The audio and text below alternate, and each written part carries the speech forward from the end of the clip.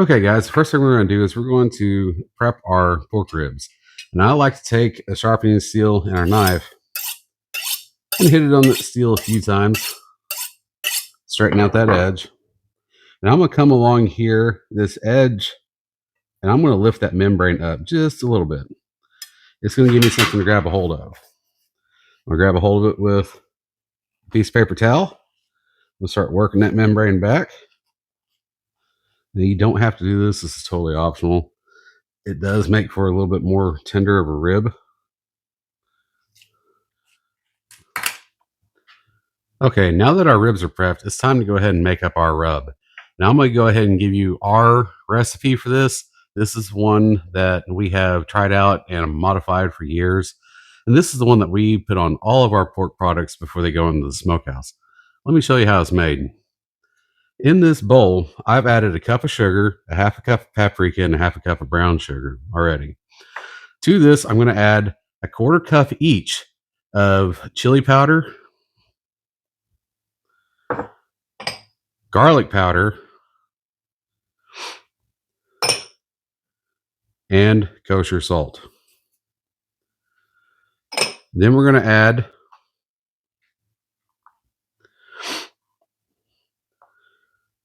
a tablespoon of cayenne pepper, an eighth of a cup of cumin. Now, I've tried this before using a little bit more cumin. You don't want to, it just doesn't work out the same. 2 tablespoons of dried mustard powder. And then our final ingredient is going to be black pepper. Now, my recipe calls for 4 tablespoons, but you can do this to taste. If you like a lot of pepper, add more. I like using the cracked pepper, fresh cracked pepper, ground pepper, instead of using the stuff that comes out of the box. It just seems to give it a little better crust. I'm going to sit here and just add this to my heart's content. There we go. Now, you're going to take a stirring apparatus and you're going to stir this up. Make sure you break up the pieces of brown sugar and get that all incorporated. Now, this saves for a very long time. However, the brown sugar is going to make it clump up just a little bit. And if that's the case, I like to just drop it in the blender and blend it up for 1 or 2 pulses. It comes right back to normal. And what you're left with, that's your end product. I like to put it in one of the old Parmesan containers. This seems to work out very well for us, especially when we're sprinkling on our meats. So I'm going to go ahead and get these done up real quick. I'm going to show you how we do that. We're going to take one of our prepped ribs, and I've got my hands wet now, so I'm not going to touch this with my paw. And we're just going to sprinkle this on very generously.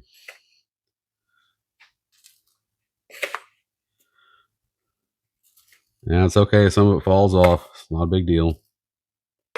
We're just going to work that in. You want this to stick to every surface you can. If you got a fold like this, make sure you get some under that fold. You want this to start absorbing as much of that flavor as possible. I like to shake it off, turn it over, and then we're going to do the same thing to the other side.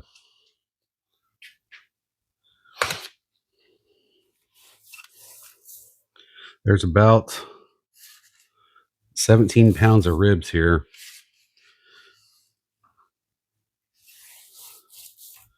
And the amount of cure or rub I just made is usually about the perfect amount for that quantity. And it looks like I'm going to be right on.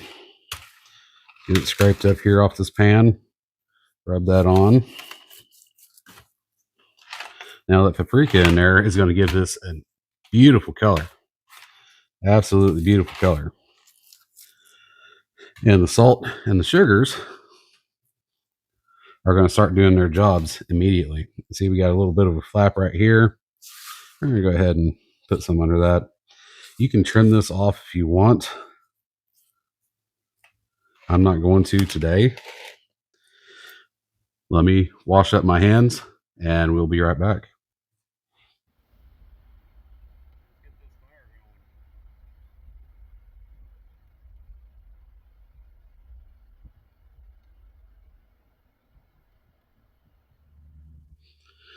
Okay, guys, now that we have the smokehouse fired up, you can see the smoke coming out the top up here. I recorded this just a moment ago and I realized I did not have my microphone on and you weren't able to hear very much of it. So I'm going to walk you through this again. So I've got the smokehouse fired up and it's been fired up for a little bit. Let's walk up here. I'll take you guys out just a little bit.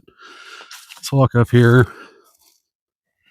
You see this?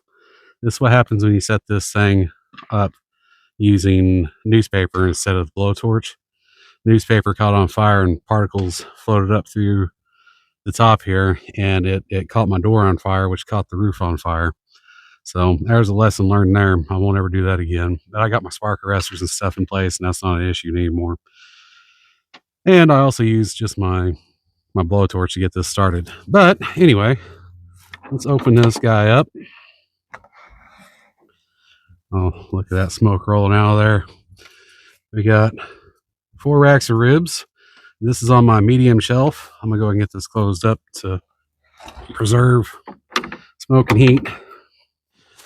So what we have here is we have cherry wood fire that's got a bed of coals down here at the bottom. Now I started this about an hour ago, let it burn up and then die back quite a bit. I spread it all around and was able to get a nice solid bed of coals. I've added a couple more pieces of cherry to this to add for our smoke flavor. And as you see, it's rolling pretty good. By keeping our ribs at this medium to high level, we're going to get a nice, roughly cool smoke that's going to impart a really good flavor on these ribs. It's going to have a really nice bark when we're done, and I think I'm going to make a Di Serrano glaze to go over these near the end. And I might show you guys how I do that if there's enough interest. So these guys are going to sit in here for about 4 to 6 hours roughly. And after about that time, we'll take them out, we'll let them rest, and I'll show you what it looks like when we cut them up for dinner. Stick around, I'll bring you back about the halfway point and I'll show you what they look like. Okay guys, it's been about 3-ish hours. Let's see what these ribs look like. Oh, that looks good. Not quite there yet. So we're gonna get this shut back up. And we're gonna let it go some more. Okay guys, it has been several hours now and it's time to go ahead and start our glazing process. I'm gonna bring you guys in close and I'm gonna get behind the camera and I'm gonna show you exactly how we do this.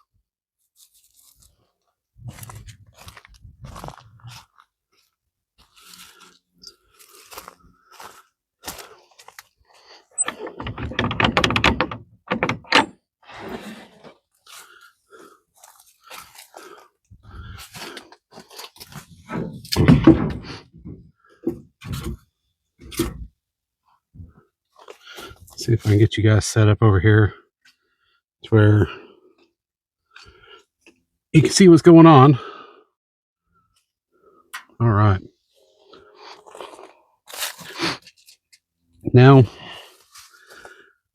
I'm not going to go ahead and give all my secrets out right now. I'm still trying to grow my channel, and I tell you guys what, I'll make a deal with you. If this video gets 1,000 likes, I will give you my secret recipe for my Amaretto glaze. Okay, so remember that. If I get 1,000 likes, I'd also appreciate it if you guys would subscribe and share. If I get 1,000 likes on this video, I will go ahead and give you guys my recipe on my Amaretto glaze. I just think it goes very well with cherry wood smoked ribs It's something I've been doing for some years now. And you see it's not real thick. But we'll put this application on a couple of times while these finish up cooking. I tell you guys what, if I ever do this, make another smokehouse, one of the things I'm going to put on here is I'm going to put a vent fan or an attic fan. So when I open the door, I'll flip it on and I'll suck the extra smoke out the back instead of towards the front. All right, there's one glazed up. Go ahead and do the next one.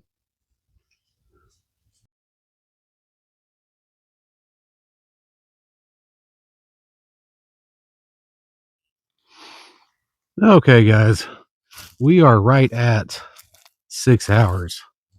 I've glazed these guys twice. Let's take a look at them. They look good. They look good. We have the bone is starting to pull away from the meat, which that's the way I prefer it. It's not the way everyone does, so don't knock me on that. We're gonna go ahead and check these guys real quick.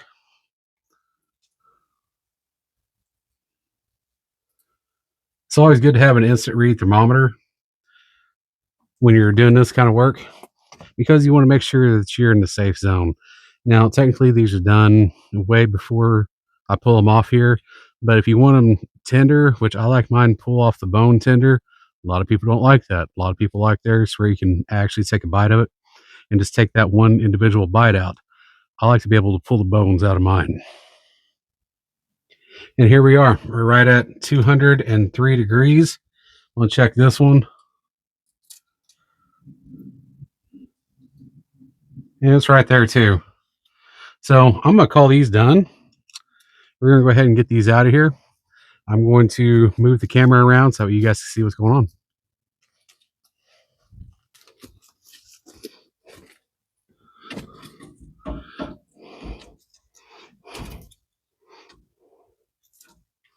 And here we have a beautiful rack, the St. Louis style Amaretto glazed ribs. Oh, those look good.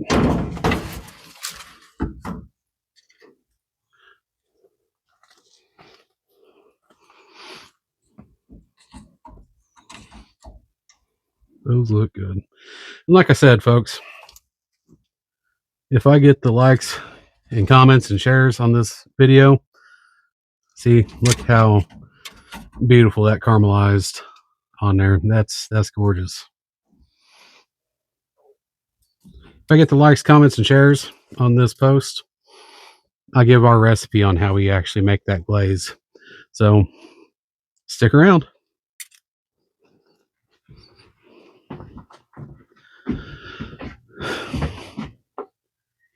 Okay, guys, I apologize about being outside for this, but it's just too nice of a night to be inside. So what we have here is I have a piece of one of these ribs. My kids already dug into the rest of them. I'm going to show you just what we're working with here. This is a little bit chewier than I prefer, but my kids couldn't wait any longer. It's fine. So here we are. We have our ribs, have a real nice smoke ring, and a beautiful glaze on here.